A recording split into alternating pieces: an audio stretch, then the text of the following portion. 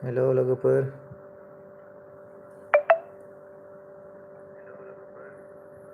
सोर सोर दं लाइभआव लोगोफोर सोर सोर दङ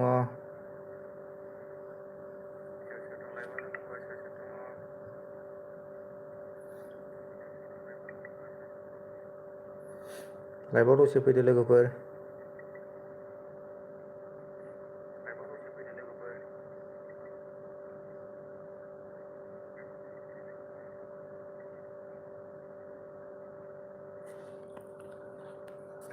दसे फैदो लाइभआव दसे बयबो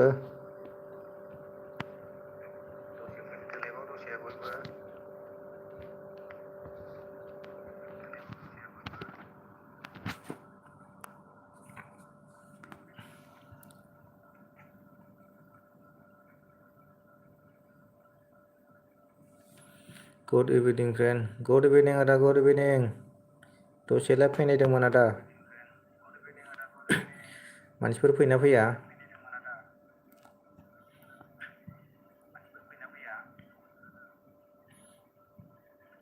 लाइभआव मानसिफ्रानो रावबो जइन जाया दा मानि आंबो लाइभ फैबाय थानाय जायाना मा ओंख्रि जाखो आदा दिदों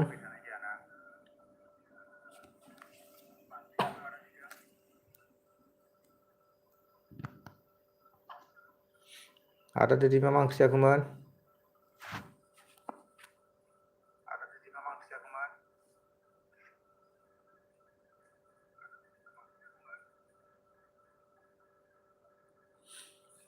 फैदो लाइभआव बयबो सोर सोर अनलाइन दङ लोगोफोर दसे रायज्लायनोसैलाय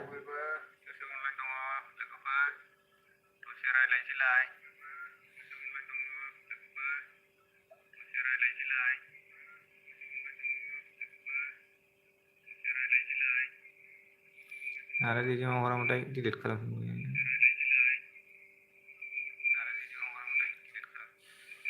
फैलायदो लाइभआव बयबो फैलायदो लोगोफोर लाइभआव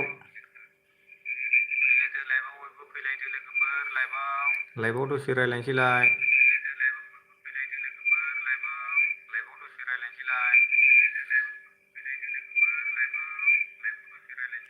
आलु गोदानजों अमा आलु गोदान आदा दिदोमना आलु गोदान जों अमा आदसा गोथावथ' आलु गोदान दुन्दिया गोरलै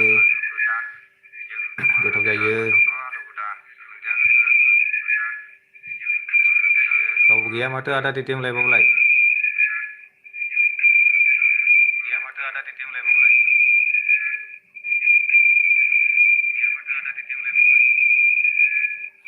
बिरफुं अफिसियेल हाय हेल' दसे रायज्लायनोसै लाइभआव लोगोफोर दसे ओरैनो टाइम पास फैलायबाय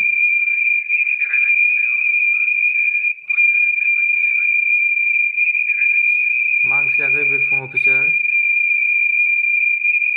मा बेरायबाय थाखो मा बेरायबाय थाखो ना मा होनखोथाय बेरायाखै आं जिरायनानै दङ बे साउन्डआ लाइभआव बिदिनो जायो फार्स्ट टाइमावहाय बे गोमनाया फार्स्ट टाइमाव बिदिनो गोमखायो लाइभआव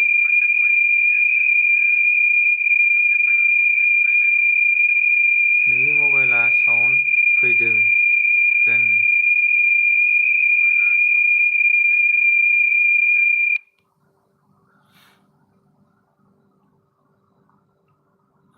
लाइभआव बिदिनो फैयो लाइभआवहाय माबाया साउन्डआ एखमबा फार्स्ट टाइमाव फैयो ओमफ्राय उनाव सिरि जायो हारसिङैनो ओमफ्राय दा गोमनाया सिरि जाबाय दा दाबो खोनायो नामा गोमनायखौ लोगोफोर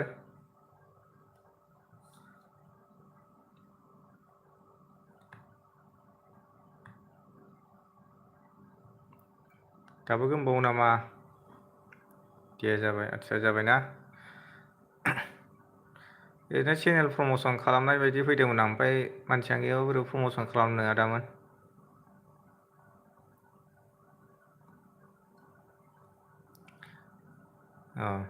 गैला लाइभआवनो रावबो फैथारालै मानसिफोर फैबालाय एसे मोजां जायो लाइभआवहाय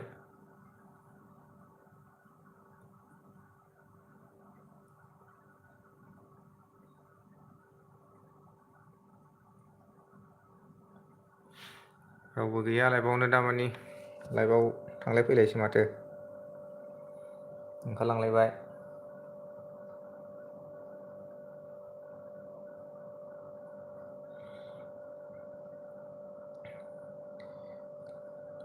रावबो फैया लाइभआव माथो रावबो फैयाखै मानो रावबो अनलाइन गैया नामा?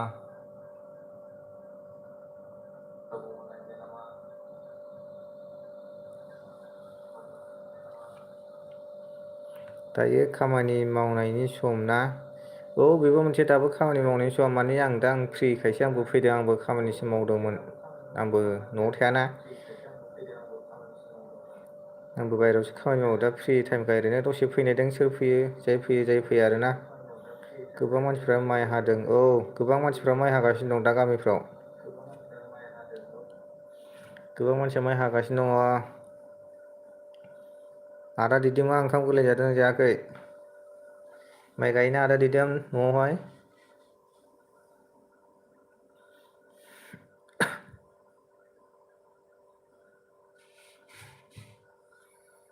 ओंखाम गोरलै अमा बेदर दाउ जाखावथारदो दा गामिफ्रावहाय ओंखाम गोरलैया।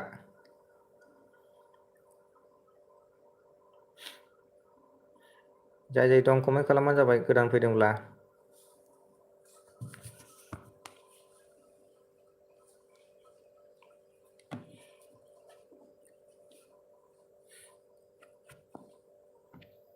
ओंखाम गोरलै जानाय माइ हानाय दुहुम मारा होनाय दाथ' गामियाव बिदिनो सोलिगासिनो दङ बयहाबो। माइ गायो जाथ'नाय जायाखै आदसा देनां हाबा जादो अमा बेदरजों दाउजों गोथावनो आलु गोरलै दुन्दिया गोरलैजों मोदोमफ्रुलायनायनो ना मा होनो आदा?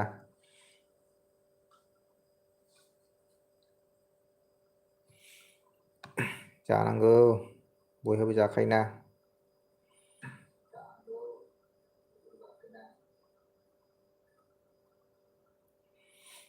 गैया रावबो लोगोफ्रा दाबो माइ हानाय दुहुम नालाय ओंखायनो रावबो अनलाइन जाथ'वाखै बयहाबो।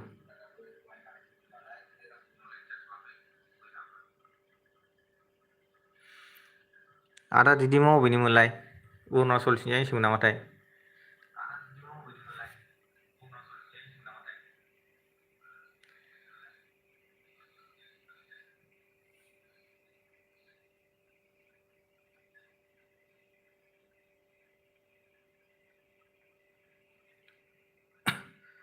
मा जाखो?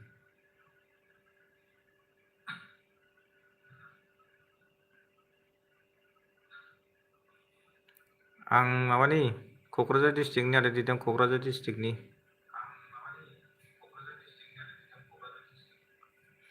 आं क'क्राझार डिस्ट्रिक्टनि आदा दिदोम आं उदालगुरि टाउननि। आदसा उदालगुरि टाउननि ना?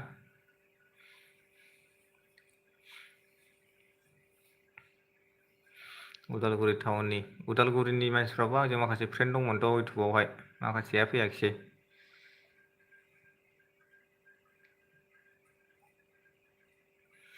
आं क'क्राझार डिस्ट्रिक्टनि लोगोफोर साथाम दं आदा दिदिमाल' मेसेज खालामबाय थायो ओमफ्राय गुबुना खालामाखिसै माथो।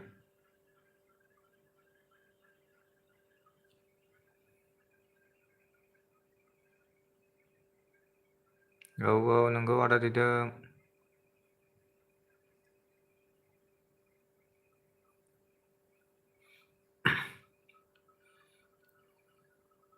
बेरायलाजोबथारदोंदां दा माइ हानायफ्रा दुब्लिबारिफ्राव लोगोफ्रा ओंखायनो रावबो फैयाखिसै लाइभआवहाय।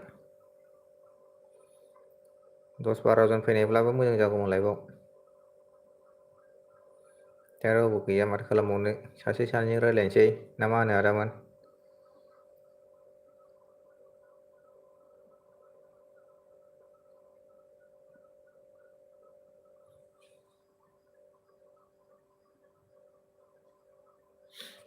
सोर सोर दङ मेसेज खालामबानो जाबाय।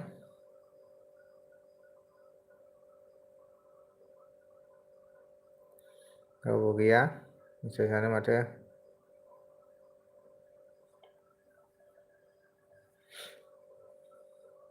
आंबो सम सम थाङो क'क्राझाराव। आदसा देनां लोगो आंबो न'आव थायाना, न'आव थानायबा उनफ्राव फैबा लोगो हमलायगोन। आङो डिसेम्बरनि 24 थारिखआव न'आव थांगोन, बिदिनो 27 थारिखफ्रावसोआव न'आव सहैगोन आरो। आं नैबे गुजरातआव थायो, गुजरातनिफ्राय 24 थारिखआव गाखोगोन आं ट्रेनखौ। गोजौजों थांनो हानायनि थाखा फैसाबो गैयाना, ट्रेनजों थांनांगौ जायो जोंहा। आदा दिदिमा माबाफोर मावो नामा?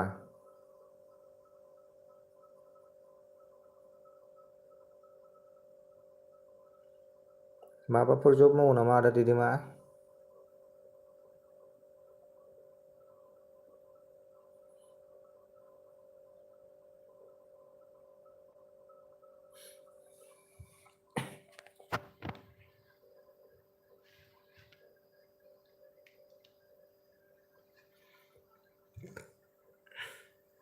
सोर सोर दं कमेन्ट खालामबानो जायो लोगोफोर।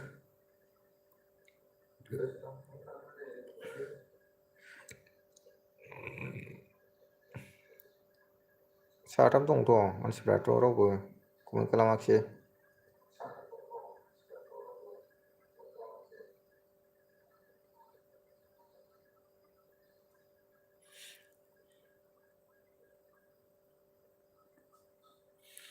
साथाम दङ, साथाम।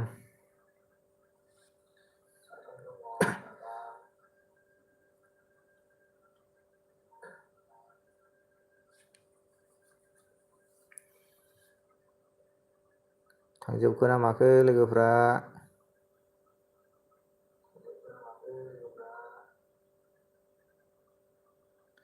दखान दं, आदसा दखान दं।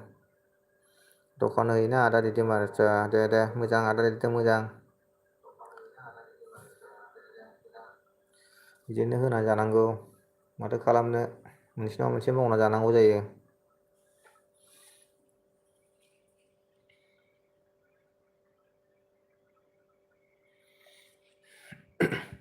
सोलिदा दखानजोंबो आदा दिदंआ?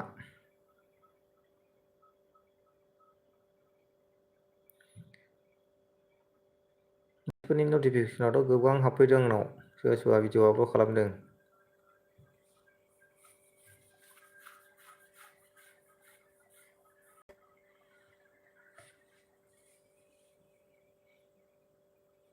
हाय फ्रेन्ड, हेल' फ्रेन्ड, हेल'। मा ओंख्रि जाखो? सना ब्रह्म, नामानो सना ना माब्रै जाखोथाय? मा ओंख्रि जाना फैखो सना ब्रह्मआ? आरो अबेनि सना ब्रह्म नोङो?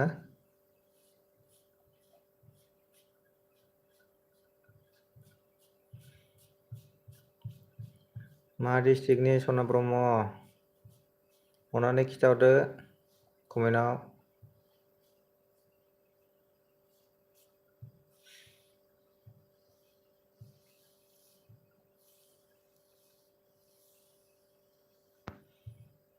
आलु कफि दाउदै, बा गोथाव। आरो मा डिस्ट्रिक्टनि बेखौबो खिथाहरदो अन्नानै।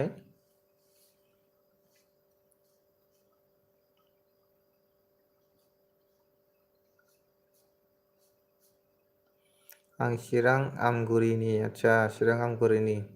मैयाना मालाबालाय फैदोंमोन नामा नोङो ना? नेट स्ल' जानाया सोरनिमोनथाय, आं बारा थाल गैला, आंनाव गिदिंबाय थानानै नायनो मोनाखिसै आं बारा।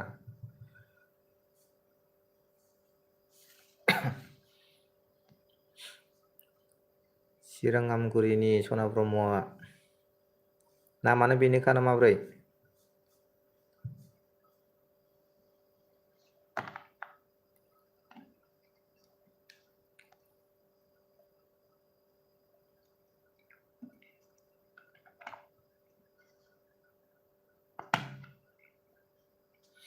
आदा दिदेमा थांखो ना माखो? आदा दिदेम? औ मैया फैदोंमोन, नेट नाङिनि बन्द' खालामदों। आदसा नेट नाङिनि बन्द' खालामदों। नेटआ प्रब्लेम दां ना मैयाहाय, आंनावबो गिदिंबायसो थादों, भिडिअ'आनो प्ले जायाखै। ओमफ्राय दसे फैदोंमोन आं, ओमफ्राय गिदिंबाय थाफिननायनि ओमफ्राय आंबो ओंखारफिननाय जादों आरो। आदा दिदेमा थांखो ना माखो?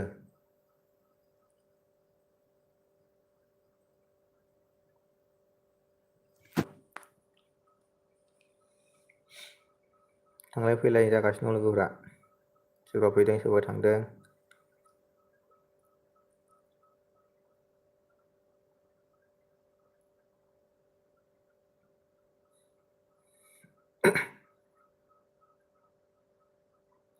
सोर सोर दङ कमेन्ट खालामबानो जाबाय लोगोफोर।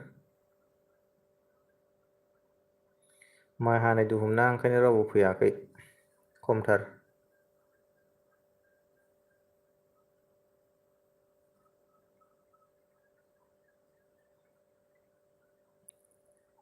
मा ओंख्रि जाखो?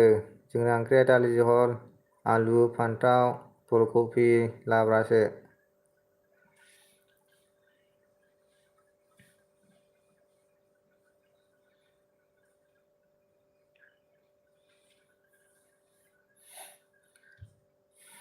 नोंलाय बहानि? आङो क'क्राझार डिस्ट्रिक्टनि। आं क'क्राझार डिस्ट्रिक्टनि। क'क्राझार डिस्ट्रिक्टनि आङो क'क्राझारनिफ्राय एसे गोजान थांबावथारनांगौ जोंना गामिया। एकदम सिंथारावसो, गामि सिंथारावसो। 1.5 घन्टा 2 घन्टा लायो। एकदम महामाया खाथियावहायसो आरो। महामाया मन्दिरखौ मोनथियो दा? महामाया मन्दिर खाथियाव जोंनि गामिया। फर्ट बरजरा होनो, फर्ट बरजरा। फर्ट बरजरानि सिङाव। आं कारिगाव आदसा कारिगावनि ना? बिमाना आदसा। कारिगावखौथ' मिथियो। मोनथियो महामायाखौ ना? आदसा मोनथियो। थांखांबाय नामा महामायावहाय?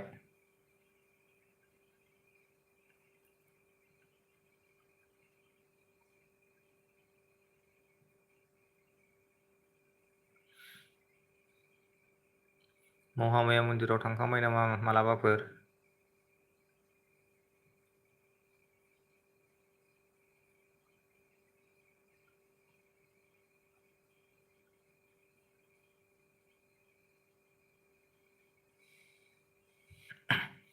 खनसे थांखांबाय, आदसा खनसे थांखांबाय ना?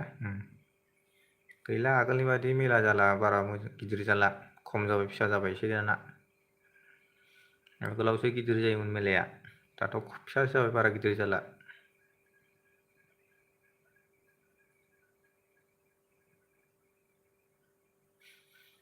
थांजोब्बाय माखासे, रावबो गैला।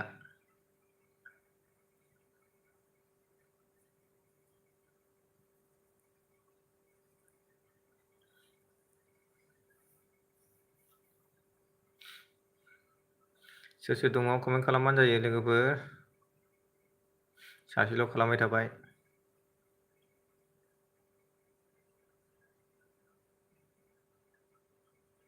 चेनेल प्रम'सन खालामनो सानदोंमोन आं, ओमफ्राय रावबो मानसियानो गैयाबा बोरै प्रम'सन जानो नामा? मानसि बुरजाबासो प्रम'सन जायो। हाब लाइभखौबो आंबो फैबाय थानाय जाया, बेखायनो रावबो फैया। आरो दा खामानि दङना बयहाबो, खामानि मावनायनि, माइ हानाय, माइ रोगानाय बेफोरनि।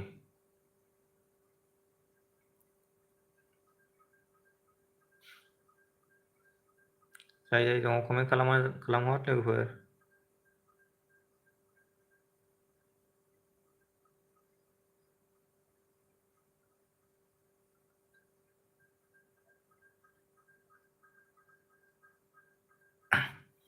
मैयासो फैयो मानसिफ्रा, मोनायावसो फैयो मानसिफ्रा। ओमफ्राय नेट नाङा ना? आदसा नेट नाङा ना नोंसिना? नेटनि प्रब्लेम थांदों बिरादनो।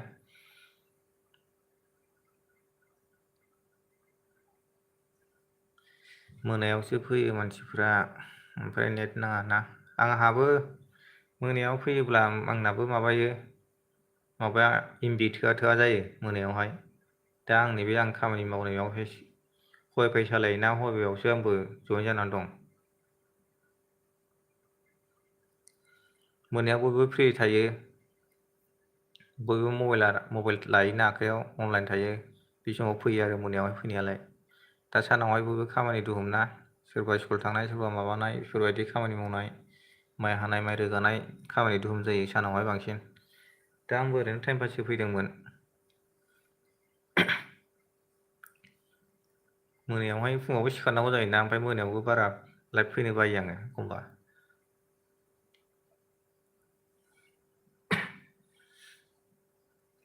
आरो सोरबा सोरबा भिडिअखौनो माबा हरनि 12टा गाहाम 2टा गाहामावबो आपल'ड खालामलाबायो। बिदि समाव आपल'ड खालामनाङा, माने बिदि समावहाय रावबो अनलाइन थायाना। बिदिनो फुङाव, सानजौफुआव, बिदिनो मोनायावहाय दाबायदि बेलासि 5टा 6टासो बिदि समावहाय आपल'ड खालामनांगौ आरो। आं सोरनिबा सोरनिबा भिडिअखौ नुयो माने एकदम हरावनो आपल'ड खालामलाबायनाय, ओमफ्राय भिउसआनो फैया। 4 घन्टा 5 घन्टा गाहाम जालायबाबो 2-3 गाहामल' भिउस फैयो। जानला मोनला आपल'ड खालामोना भिडिअखौनो बिसोरबो। फुंनि टाइमाव, बेलासि टाइमाव, सानजौफु टाइमाव बिदियावहाय आपल'ड खालामनांगौ भिडिअखौ आपल'ड खालामोबा। बिदि समाव बयबो अनलाइन थायोना, नायो बयबो।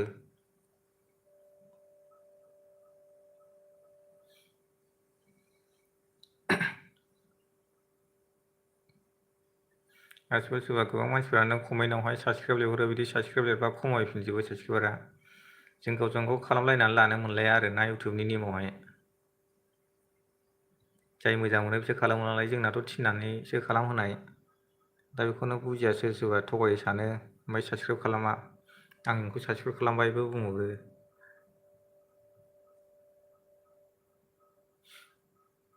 बिदि बुंहरनो नाङा।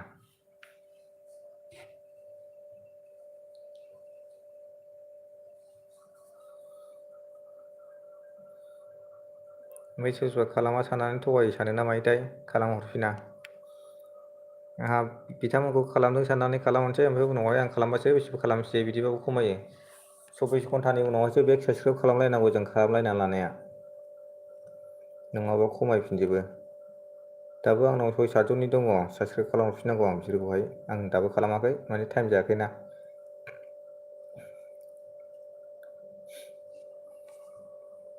सना ब्रह्म ओंखारलांखो ना माखो?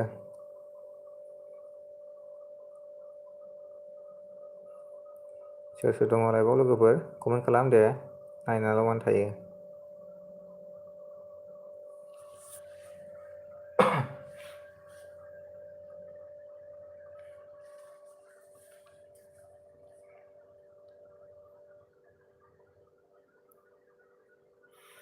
ओहो भिडिअ होआखै, माबानो सोलाबथारा भिडिअ खालामनो, जेरावबो थांनोबो टाइम मोना। आगोलनि भिडिअखौ दानलाजोब्बाय आं माखासेखौ, आरो 1 इयारनि बारखाबायमोन ना। आरो बे चेनेला आंनि नङामोन ना, गुबुननिसोमोन, गुबुननिफ्रायसो आं लादों। गुबुननि भिडिअखौ आं होआखै, दोनाखिसै, दानजोब्बाय आं। प्राइभेट खालामना दोनजोबदोंमोन, दानना दोनजोब्बाय आं।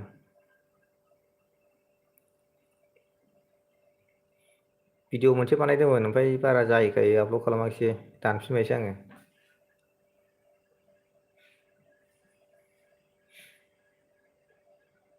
बे चेनेला गुबुननिसोमोन, गुबुननिखौसो आं लादों। गुबुना सालायनो हाला नालाय। ओमफ्राय 1 इयार बारखाबायमोन आरोना, वाच टाइमा कमप्लिट जायाखै। रिकाउन्ट जाफिनगासिनो दं दा वाच टाइमा। भिडिअआनो गैया वाच टाइमालाय बहाय बारायनो। एसे द्रप थानाय जाबायना बे चेनेला, ओमफ्राय दा ओंखायनो रावनावबो इउटुबा बेखौ माबाखाय फरवार्ड खालामा भिडिअफोरखौहाय। भिडिअ आपल'ड खालामबाय थाबासो माने इउटुबा बेखौ बयनोबो माबायो आरो, हरो। वाच टाइमा बेयावहाय वाच टाइम गैया दे, माने खमथार, एकदम खम। ल'थार बेवहाय। भिडिअआनो गैयाना, आं दाख्लैसो हगारलाबायदों। सिगाङावहायलाय 1100 ना बेसेबांबा जाबायमोन, ओमफ्राय बोसोरसे जाबायमोन ना चेनेला। बोसोरसेजों वाच टाइम जानांगौ, ओमफ्राय साबसक्राइबारबो जानांगौ, होमबासो थायो। ओमफ्राय दा वाच टाइमा जायाखै, ओमफ्राय दा डिले जाजोब्बाय आरोना वाच टाइमा, दा गोदानसो जाफिनगासिनो दङ। ओमफ्राय द्रप थाबायना भिडिअखौ आपल'ड खालामाखिसै, ओमफ्राय वाच टाइमालाय बहायथो फैबावनो बेलाय। आपल'ड खालामबाय थाबासो बारायोमोन वाच टाइमाबो। बे आंना चेनेला मोननै दङ, मोननै।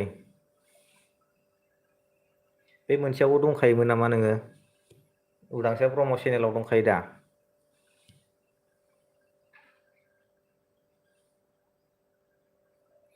आंना मोनसे उदांस्रि ब्रह्म चेनेल दं, बेहाय वाच टाइमालाय बुरजा दङ।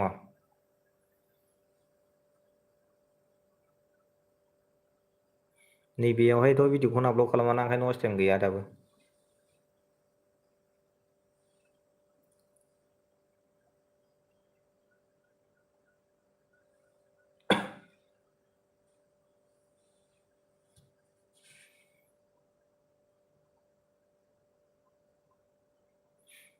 नोंनालाय बेसे जाखो वाच टाइमालाय सना ब्रह्मना?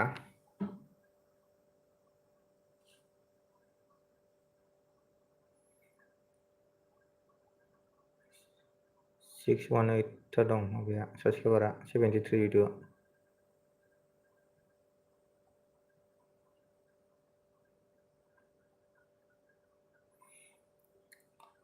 नैबे बर्ड सेक्सनाव माखासे खिनि लिरनानै दोनबा साबसिन जायो। बेवहाय नोंनि चेनेलनि बागै लिरना दोन, ओमफ्राय फेसबुकफोरनि माबा लिंक होना दोननांगौ। बिदि होबा साबसिन जायो आरोना। बेनि 29 थारिखआव खुलिनाय।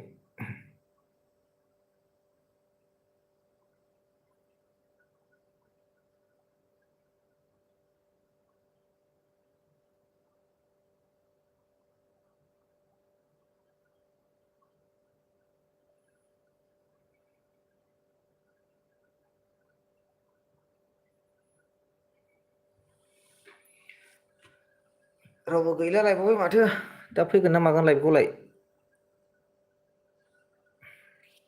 ओरैनो दालाय फैगोन ना मागोन मोनाफ्राव?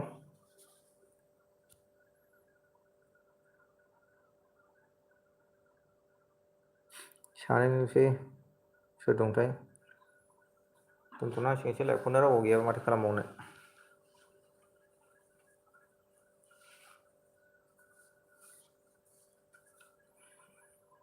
सोर दङ दे कमेन्ट खालामदो।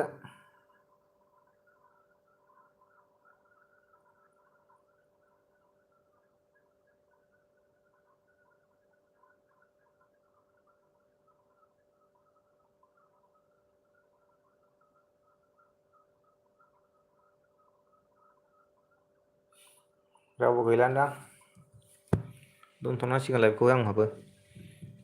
रावबो गैयाबा माथो खालामबावनो आं हारसिंलाय ना।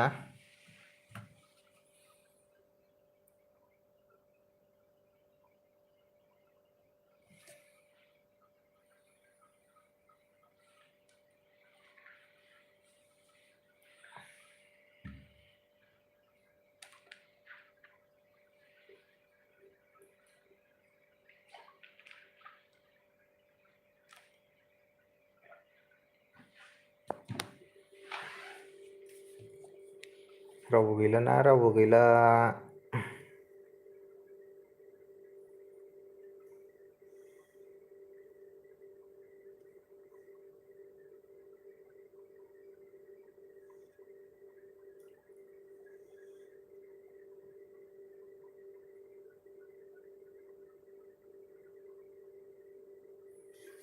दोनथ'नोसै लाइभखौ आंबो।